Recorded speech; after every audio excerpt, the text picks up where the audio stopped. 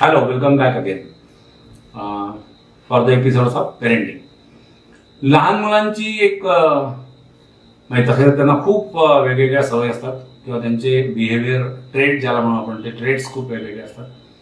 पण एक त्यांचं टिपिकल सवय आहे की ते एकच ड्रेस घालतात.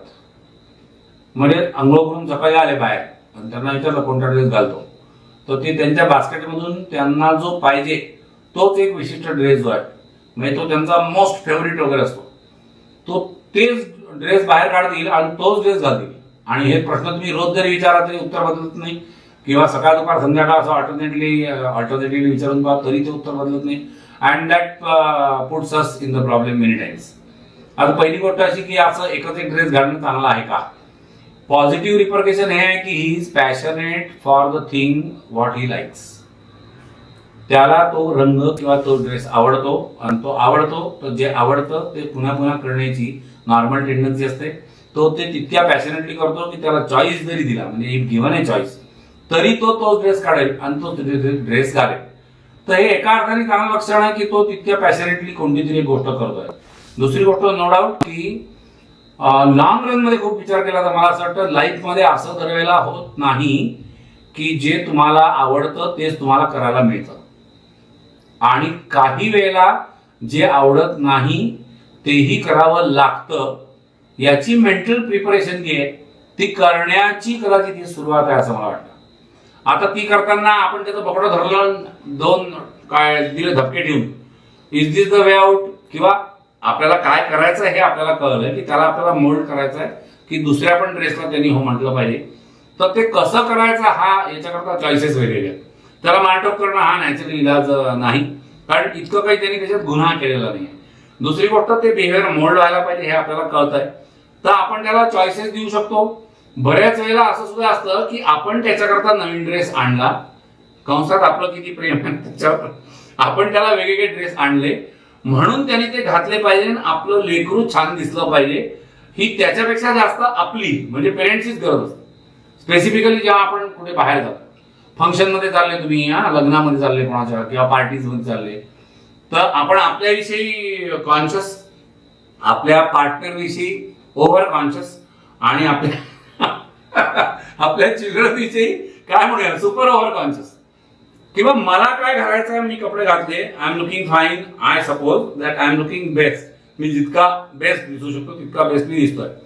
आता याच्यावर खरं म्हणजे माझ्या बायकोनी कसं दिसलं पाहिजे किंवा माझ्या मुलांनी कसं दिसलं पाहिजे, त्यांनी बिलकुलच गबाळा येऊ नये हा पाठ वेगळा. अरे पण त्यांचा कम्फर्ट हा जर त्यांचा असेल तर तो मला त्याच्यात इंटरफेअर करण्याची गरज नाही असं खरं म्हणजे ते आहे. आणि आम्ही हे घातलं म्हणून मग आता तू लग्नात येतोय तर तू झब्बाच घाल की हेच घाल की तेच घाल. ते पोरं केवढे छोटे छोटे, त्यांना ते ड्रेसनी काय मोकळं खेळता येणार नाही किंवा असं असेल किंवा त्यांना ते आवडणार नसतील, तर मला असं वाटतं की या अँगलनी जर आपण त्यांना फोर्स करत असू तर ती डेफिनेटली आपली चूक आहे. Coming back to the point again की तो एकच एक ड्रेस घालतोय, आपण त्याला जबरदस्तीने दुसरा कोणता ड्रेस घालायचा प्रयत्न करतोय, ही आपली चूक आहे. आणि तो एकच एक ड्रेस घालतोय ही त्याची चूक आहे. हे बिहेवियर मोल्ड कसं करायचं? समजा इमॅजिन करा की त्याला निळा काय कलर आवडतो किंवा निळा ड्रेस त्याचा आवडीचा आहे, निळा शर्ट किंवा वॉट एव्हर, तर असं होऊ शकतं इझिली की तो जर त्या याच्याविषयी अडॅमेंट आहे की मला हाच आवडतो मी हाच घालतो, तर असं इझिली होऊ शकतं की त्याला पुढचा ड्रेस आणताना तुम्ही असा आणा की जो निळ्याचं कॉम्बिनेशन आहे ज्याच्यामध्ये फक्त निळा नाही, निळा मेजर आहे आणि दुसरा कोणता तरी मायनर आहे, मग निळा 50% आहे किंवा काय दुसरा 50% आहे, मग कदाचित निळा मायनर आहे आणि दुसरा जो आहे तो मेजर आहे. मला असं वाटतं कलरचा चॉईस, आपण काय खातो म्हणजे आपल्याला आवडतं काय, टिपिकली स्पीकिंग गोड आवडतं की काय तिखट आवडतं, म्हणजे काय खारं आवडतं, हे सगळे चॉईस जे आहेत ना हे मला असं वाटतं की हे विशिष्ट स्पॅन नंतर हे बदलतात. मला खात्री आहे की तुम्ही म्हणजे पेरेंट्स लोकांनी आपण स्वतः जर आपला लाईफ स्पॅन मागे देऊन बघितला, लहानपणी मला अजिबात गोड आवडत नव्हतं, मग काहीतरी 7वी-8वी पासून मला गोड आवडायला लागलं, मग 25 वर्षापर्यंत मी अमुक काहीतरी काय म्हणूया स्पायसी किंवा मसाल्याच्या भाज्या ज्या त्या खातच नव्हतो. मग त्याच्यानंतर आता अशी कंडिशन आहे की माझं तर्रीशिवाय होतच नाही. मला असं वाटतं की या सायक्लिक काय आवडी निवडी आहे, आणि तसं असेल तर त्याची ती सायकल गेल्यानंतर ती आपोआप निघून जाईल. Let me share you one personal experience from my on parenting. माझा मुलगा जेव्हा लहान होता, he was may be 3 or 4 years old, तर तो शाळेत जाईपर्यंतच्या स्टेजपर्यंत मध्ये जोपर्यंत होता तोपर्यंत त्याला घरात अंघोळ करून आणलं की तो परमनंट फुल स्लीवचा शर्ट आणि फुल पॅन्ट. आता तो 18 किंवा 18-19च्या मध्ये आहे. त्याला आता इफ परमिटेड तो लग्नात सुद्धा बर्म्युडावर येईल अशी कंडिशन आहे. आणि ही आताचीच आहे असं नाही, ही मला असं वाटतं की त्याच्या स्कूलिंग पासूनच आहे. म्हणजे शाळेचा युनिफॉर्म त्याचा फुल पॅन्ट आणि तो जो काय होता तो शाळेपुरताच होता. आणि त्याच्यानंतर जे त्याच्यात त्याला असं इतकं फुल याच्यामध्ये पाण्याचा चान्स जो आहे तो आलेला नाही. तर मला असं वाटतं की या सायकलिंग आवडीनिवडी असतात आणि त्याच्यामध्ये फार बॉदरेशन जे आहे ते करण्याची गरज नाही. याच्यामध्ये होणारी एक कॉमन चूक आहे की आपण त्याच्याहून त्याला हिडीस करणे किंवा घाल मारला, हाच घरात आहे का तुला घाल, हा जो टिपिकल प्रकार आहे हा आपण करायला नको. दुसरी गोष्ट अजून एक अशी की हे करत असताना बऱ्याच वेळेला असं होतं, आया कोणत्याही सूचना मुलांना जेव्हा करतात तेव्हा बापाचा रोल काय आहे किंवा बाप जेव्हा कोणती सूचना, म्हणजे आजकालच्या भाषेत पप्पा जेव्हा कोणती सूचना मुलांना करतात तेव्हा हाऊ मॉम इज बिहेविंग हा एक अत्यंत महत्वाचा फॅक्टर पेरेंटिंग मध्ये आहे. नॉर्मली असं ऑब्झर्वेशन असतं की मुलं दोघांपैकी एकाला प्रचंड घाबरत असतात आणि दुसऱ्याच्या डोक्यावर बसलेले असतात. म्हणजे कोणाला घाबरत असतात आणि कोणाच्या डोक्यावर बसलेले असतात. हे काही असं दर याला बायफर्केशन असं नाही किंवा बापालाच घाबरतात आणि आईच्या डोक्यावर बसतात किंवा आईलाच घाबरतात. आलटून पालटून ते तुमच्यावर डिपेंड राहणार, म्हणजे ते आपल्यावर डिपेंड राहणार. पण असं असतं मुलं बापाला का घाबरतात याच्याविषयी एक स्पेसिफिक कारण मला माझ्या ऑब्झर्वेशन मधून जे मिळालं ते आहे किंवा any Maugham telling her child regarding anything. किंवा उदाहरणार्थ रविवार, सकाळी 9 वाजले, सगळे उठले, कोणाचं चहा पाणी झालं काय ते, आणि आईने मुलाला आवाज मारला. मुलगा वय वर्ष 4, 5, 6, 8, 10 काही असू शकतो. किंवा अरे आंघोळ करून गेलो लवकर, आज रविवार आहे, आज शाळेची घाई नाही आहे, ट्युशन्स नाही आहे, त्यांच्या एज ग्रुपनुसार. तर आंघोळीची घाई का चालली आहे हे त्याला इलॉजिकल किंवा इरेशनल वाटू शकतं. दुसरी अत्यंत महत्वाची गोष्ट, त्याच्या भोवती जे घडत आहे ते तो नकळत कॉपी करत असतो. म्हणजे त्याचा बाप जो आहे, म्हणजे उदाहरणार्थ माझ्या घरात मी सकाळी उठलो आणि मी आंघोळ केव्हा केली, मी सकाळी उठलो, मी पण सकाळी आंघोळ केली, माझी बायको आहे तिने पण आंघोळ केली, आमच्या घरचा तो ट्रेंड आहे. असा तो ट्रेंड जर त्यांनी पेरेंट्सचा पाहिला त्यांना हे वेगळं सांगावं लागत नाही की असं करायचं असतं. कारण संस्कार ही बोलून करण्याची गोष्ट नाही. अर्धा तास लेक्चर देऊन खडकूभराचे संस्कार होत नाहीत. मी थोडंसं अल्टर करतो माझं वाक्य, अर्धा तास नाही, अर्धा दिवस संस्कारांवर बोलूनही कोणतेही संस्कार होत नाही. ऍक्शन्सनी जे होतात त्याला संस्कार म्हणतात. बोलण्यातून काहीही संस्कार होऊ शकत नाही. He is bound to do those things which he is observing in your own behaviour and actions, आणि तो ते इझिली कॅच करत असतो. जर असं असतं आपण जे करतो तो जर ते कॅच करत असेल तर त्याचा बाप जर नाही करत इतक्या लवकर आंघोळ रविवारी तर त्यांनी का करावी हा त्याच्या मनाला पडलेला प्रश्न आहे. आणि for any child of 4 years or 6 years or 8 years old, his father is his greatest hero. My dad is strongest. That is the feeling. Whatever my father is doing, that is the best thing. ते सगळ्यात शूर आहेत, ते सर्वात काय पराक्रमी आहे, ते सर्वात बुद्धिमान आहे असं मुलाचं फिलिंग असतं. खाऊ सांग मुलाच्या आईचं तसं फिलिंग तोपर्यंत असेलच याची गॅरंटी नसते. आणि मग बऱ्याच वेळा यातून कॉमेंट अशा पास होतात की 2 वेळा सांगितलं तुला आंघोळीला जा, तू का जात नाहीये, आता उठ तुला, नाही तर मी पुन्हा पाणी देणार नाही वगैरे, आता धमक्या सुरू झाल्या. त्याच्यावर एखादी कॉमेंट असेल बापाच्या वळणावर गेलाय. when any mom is passing this type of comment की अगदी बापावर गेलाय, तेव्हा तुमचा राग, तुमचा त्रागा काय होता हा पार्ट वेगळा. त्या पोराला त्याच्यात असं फिलिंग येऊ शकतं that I am like my father, I am like my hero असं फिलिंग येऊ शकतं. आणि जर तसं आलं तर तो त्याचं बिहेवियर बदलेल की तसंच ठेवेल याच्यावर तुम्ही विचार करा. याच प्रकरणामध्ये होणारी दुसरी गोष्ट अशी की सगळेच बाप काही असे नाही, किंवा आंघोळीचाच हा प्रकार चाललाय की बापही उशिरा करतोय म्हणून तो पोरगा तसं करतोय असं नाही. पण तुम्ही मुलाला कोणती तरी गोष्ट सांगताय आणि तो सपोज ऐकत नाहीये, तुम्ही एकदा सांगून पाहिला अरे बेटा करतोस ना, हा तुमचा टोन असतो. मग अरे ऐकू आलं ना तुला, मग हळूहळू उठतो की येऊ तिथे इथपर्यंत येतं. तुम्हाला तुमच्या मुलांनी जोखलेलं आहे. तुमची मुलं किती वर्षाची आहेत, ती किती लहान आहेत याच्यावर जाऊ नका. आपण त्या वयात कसं होतो हे तर चुकूनही आठवण्याचा प्रयत्न करू नका. मी जर आठवलं की मी 6 किंवा 8 वर्षाचा असताना कसा होतो आणि माझा पोरगा समजा जेव्हा तो 6 किंवा 8 वर्षाचा होता, मी जर त्याला मी जसा होतो तसा ट्रीट करण्याचा प्रयत्न केला तो that will be a great injustice. Great injustice. मी माझ्या भाषेत सांगतो की मी जेव्हा याच्या एवढा होतो म्हणजे 8 वर्षाचा होतो किंवा आता तो 18 वर्षाचा आहे, मी याच्या एवढा होतो तेव्हा याच्या मानाने फार झेंडू होतो. रफ शब्द आहे, सगळ्यांना समजेल असा आहे. मी झेंडू याच्या पलीकडे मला उत्तर मिळत नाही असं मला वाटतं. If I am honest, obviously not in all the aspect but in maximum aspects. Upcoming generation जी आहे ती भयंकर फास्ट आहे. It is quickest perhaps.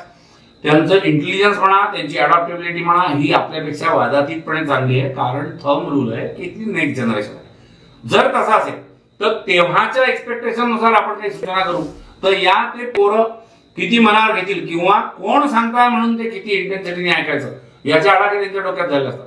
याच्यात बऱ्याच वेळेला मॉम्स कडून एक चूक ही अशी होते आणि ती मॉम्स कडून होते असं मला वाटतं की आया एक वाक्य ते असं लागतं, तू आता ऐकतो की सांगू बाबांना. ऍज इफ त्याचा बाप हा विलन आहे किंवा बाप जो आहे तो हिटलर आहे आणि बापाचा धाक घातला. दुसरा ना लहान पोरं खूप छोटी जी आहे ती झोपत नसतील तर आपण त्यांना म्हणतो ना किंवा भूत आलं, राक्षस आला आणि भोंग्या आला, तू आता झोपला नाही तर मी तुला त्याला देऊन टाकेन वगैरे, अशी जी भीती आहे बाबुल आला, ही जशी भीती घालतो ना त्या कॅटेगरीत आपण बापाला नेऊन बसवतोय त्याच्यात. आणि आय थिंक ये तो हमारे ही घर में यानी मेरे ही घर में मुझे बदनाम करने की साजिश हो रही है मेरे बीवी द्वारा और वो भी मेरे बच्चों के साथ. याच्यापेक्षा अनफॉर्च्युनेट काही नाही. आणि हा धाक जर बसला एकदा तर मग मला असं वाटतं की मी मगाशी म्हणतो ते होतं की मग मुलं बापाला घाबरायला लागतात प्रचंड. कारण बापाचा तेवढाच होतो की जेव्हा मुलगा ऐकणार नाही तेव्हा ती कंप्लेंट बाबा होते. आणि जगातले याच्या बाप अत्यंत बिझी आहे, त्यांच्याजवळ वेळ नसतो, त्याच्यामुळे ते एकदम पट्टीचा टोन लावतात. एकदम तर उठतो की मार तुला दोन थोबाडीत, त्या टोन नंतर तो उठतो, ते काम करतो, सगळं होतं, तो आंघोळ करतो किंवा काय जे काम सांगितलं असेल ते करतो. पण I don't think the things are going in a right way. ये परमानेंटली एक रॉन्ग मैसेजिंग जो है वो उसके साथ हो रहा है. Then every time he will carry that sentence with him as if you are reminding him time and again, ऐकतोस की सांगू बाबांना. Then he will try to avoid his father. मग तो कोणतं चुकीचं काम करेल तर त्याला हे पक्का माहिती आहे की हे बापापर्यंत जाऊ द्यायचं नाहीये. आणि दुसरी गोष्ट वाईट, तर दुसरी गोष्ट त्याला हे कळलेलं आहे की हे जे आपण करतोय त्या आईपर्यंतच फक्त गेलं तर काही बिघडणार नाही. Both way it is wrong. तो आईला अजिबात गिरणार नाही आहे हे पण चुकीचं आहे आणि तो बापाला घाबरायला लागेल हे पण चुकीचं आहे. So naturally moms have to take great care not to utter this sentence बाबांना सांगू का. दोघं मिळून तुम्ही काहीतरी तुमचं मूल जे आहे, मुलगा मुलगी व्हॉट एव्हर, तो जर दोघांचा मिळून आहे तर पेरेंटिंग हे दोघं मिळूनच करण्याचं आहे हे तर नक्की. त्याची जबाबदारी एकट्याच कोणावर आहे हे मला असं वाटतं की बा हा इनजस्टिस आहे एका पार्टनरवरचा. जसं नॉर्मली एक ऑब्झर्वेशन आहे की शाळांच्या पेरेंट्सच्या मीटिंगमध्ये मॅक्झिमम वेळेला मॉम्सच हजर असतात. आणि again I would say same sentence की fathers are that busy that they just can't find time even to attend the parents meeting. 3-3 महिन्यात एकदा मीटिंग होते शाळांची नॉर्मली, काही मध्ये 2 महिन्यात एकदा होत असेल आणि ती आवश्यक आहे म्हणून ती घेते शाळा. तर तेवढा वेळ मला असं वाटतं की तो दोघांनाही काढता आला पाहिजे आणि इकडच्याही आघाडीवर जो आहे तोही नॅचरली दोघांनाही काढता आला पाहिजे. That is very important. आणखीन एक गोष्ट या एपिसोड करता मला सांगायची की एक वाक्य मी तुम्हाला विचित्र सांगतोय पहिले की स्वतःच्या मुलांची ही जी छोटी मुलं आहेत यांच्याशी सूचना त्यांना करताना त्यांना निगेटिव्ह इन्स्ट्रक्शन जे आहे ते कधी देऊ नका. हे करू नको, ते करू नको, हे पाडशील, ते फोडशील, हे असं जे सगळं चालतं आहे ना, धावू नको किंवा जोरात धावू नको, तिथून उडी मारू नको. मला असं वाटतं की या सगळ्याला ती इन्स्टंटेनियस रिॲक्शन असते. हे किती सांगितलं तरी त्यावेळेचा पेशन्स आपला किती आहे, त्यावेळेची आपली मेंटल स्टेट काय याच्यावर डिपेंड करतं. काही वेळेला देऊ पण we are trying to minimize this mistakes. I am not saying that this will be nullified, कारण या सगळ्या चुका आपण पेरेंटिंगमध्ये केलेल्या असतात प्रत्येकानेच कुठे ना कुठे की त्या कमीत कमी व्हाव्या हा माझा उद्देश किंवा हा आपला उद्देश राहतो. या सगळ्या वाक्यांना कन्वर्ट करता येतं. हे करू नको असं म्हणण्याच्या ऐवजी काय कर हे सांगितलं जाऊ शकतं. तिथे जाऊ नको याच्याऐवजी कुठे जा हे सांगितलं जाऊ शकतं. इथून उडी मारू नको याच्याऐवजी कुठून उडी मार हे सांगितलं जाऊ शकतं.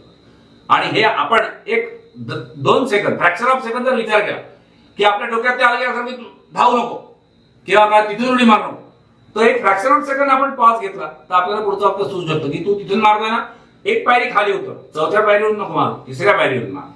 3ऱ्या पायरीवरून त्याने उडी मारली तर ती किती सेफली तो मारतोय हे तुम्हीच ऑब्झर्व कराल. मग त्याला वाटल्यास तुम्ही हे सांगू शकाल की तुला इथून तू 3 उड्या लागोपाठ मारून दाखवल्या किंवा 5 उड्या मारून दाखवल्या, तर मग 4थ्या पायरीवरून उडी मारायची, एकदम तिथून मारायची नहीं, वगैरह वगैरह. ये निगेटिव इंस्ट्रक्शन का मामला जो है वो बहुत हद तक जाता है एंड उससे मुझे लगता है कि बच्चों के ब्रेन का कंडीशनिंग हो जाता है और वो हम ही करते. एक टिपिकल किस्सा घराघरात घडणारा आहे तो सांगतोय at the end of this episode. तुमच्या घरी म्हणजे माझ्या घरी म्हणूया, माझ्या घरी माझा मित्र त्याची बायको वगैरे वगैरे आले कोणी आणि माझा पोरगा समजा या एज ग्रुपमध्ये वर्ष 5-6 वगैरे जे काय या एज नॉर्मली आपल्या ड्रॉइंग हॉल आणि किचन किंवा म्हणजे काय आपलं काय दृश्य स्वरूप जे आहे घराचं आपल्या ते आणि अदृश्य स्वरूप घरातलं जे आहे याच्यामध्ये नॉर्मली एक पडदा असतो. आणि कोणी मित्र आला किंवा त्याची बायको किंवा कोण जे आले लोक, तर मी त्यांना बाहेर अटेंड करणार, माझी बायको जी आहे ती किचन मध्ये येऊन काहीतरी काय त्यांच्याकरता चहा सरबत काहीतरी करत असणार आणि हॅलो आहे काय कसं काय, आपण तो मित्र किती दिवसांनी आला, अरे बॉस कैसे हो क्या हो, आपण फुल स्विंग मध्ये. आपण तिथून बसल्या बसल्या म्हणजे मी तिथून बसल्या बसल्या मी ऑर्डर मारले की अरे हे आले आपण, मग माझी बायको डोकवली काय काय नाही, पाणी वाट, पाणी सरळ वाटेल. आणि मग ती ड्युटी जी आहे ती नॉर्मली मुलांकडे सोपवली जाते. 6 वर्षाचं पोरग आहे ना, 6 वर्षाचं 5 वर्षाचं पोरग आहे, त्याला एक ट्रे दिलेला आहे, त्याच्यामध्ये 4 ग्लास जे आहे ते पाणी आहे. त्या पोराच्या दृष्टीने त्याचं वजन आणि तो बॅलन्स जो आहे तो कसा आहे बघा.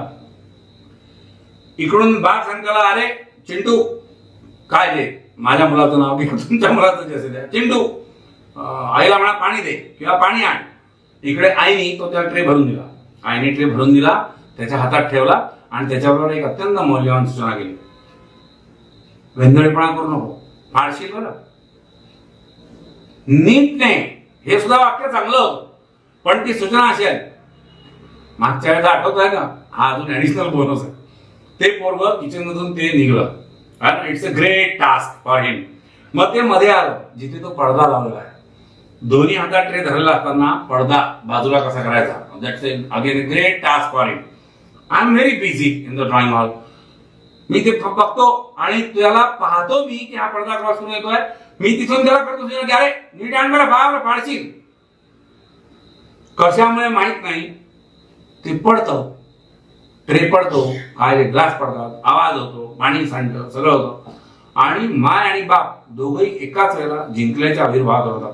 बघ मी म्हंटल होतं ना फाडशील. Your next generation is that fast की ती मनातल्या मनात, कारण ते बोलत नाहीत म्हणजे बोलू शकत नाहीत, तेव्हा ते मनातल्या मनात डेफिनेटली हे वाक्य म्हणत असेल की हो ना तुम्हीच तर म्हटलं होतं, तेच तर मी केलंय, मला कळतच नाही तुमचं की तुम्हीच म्हणत होता की पाडशील आणि मी ते पाडलं, तर पाडल्यानंतरही पुन्हा तुम्ही कसं पाडलं याच्यावर पुन्हा तुम्ही ऑफ झालेले. Isn't that strange. Now I will come to the suggestion. या एज ग्रुप मधल्या स्वतःच्या मुलांची कसे वागाल याच्याकरता हे पण काही वेळेला उत्तर आहे की आपल्या मित्रांच्या किंवा शेजाऱ्यांच्या मुलांची आपण जसे वागतो तसे. समजा माझा बाहेर जो मित्र आला होता त्याच्याबरोबर त्याचाही मुलगा किंवा मुलगी आलेली असते, माझ्या मुलाबरोबर तोही किचन मध्ये आला असता आणि माझ्या बायकोनी ते माझ्या मुलाला ते भरून दिलं ट्रे, तर त्या मुलांनी किंवा मुलीने म्हटलं असतं की काकू मी नेऊ का, मी नेतो. आणि समजा त्याने तो आणला असता आणि पाडला असता आणि 2 ग्लास फुटले असते आणि पाणी सांडलं असतं तर काय झालं असतं. बस तो चलो इमॅजिन करो. त्या दोस्ताच्या बायकोनी जे ते सुरू केलं असतं, अशीच तू वेंधळी बघ, मला माहितच होतं तू पाडशी. दोस्ताची बायको सुरू केलं कारण ती त्याची आई आहे आणि माझी बायको काय म्हणेल, मी काय म्हणेन, ओ like ideal parents ना, or ideal uncle and aunt. अरे बेटा असू दे, है ना, हा अरे बेटा असू दे, चालतोच आहे, पडतोच आहे, फुटायची वस्तू फुटणारच, तुला तर लागलं नाही ना काही? ये सामनो ये हमारे घर में हो रहा है बार बार कई बार, और अभी हो रहा है, तो इसके ऊपर सोचने की जरूरत है. Please please please, for their sake and for God sake, never pass such negative suggestions to your children. मी म्हटलं तसं की शेजाऱ्यांची मुलं आहे असं आपण केलं तर आपण त्या नफा नुकसानीचा विचार करत नाही, ग्लास फुटले त्याचा विचार करत नाही. आपण म्हणतो पाणी सांडलं तर असू दे बेटा, मी पुसून घेतो किंवा मी पुसून घेईन, तू बस शांत, हे सुद्धा म्हणतो. आणि आपल्या पोरांची वागताना आपलं हे बिहेवियर असं असेल तर मला असं वाटतं हु इज ॲट फॉल्ट, इसका आन्सर तुमको मिल चुका है. I am expecting again that what the things are going on are definitely helping you somewhere for your happy and conscious parenting. फिलहाल इस एपिसोड के लिए रुकते, नमस्कार.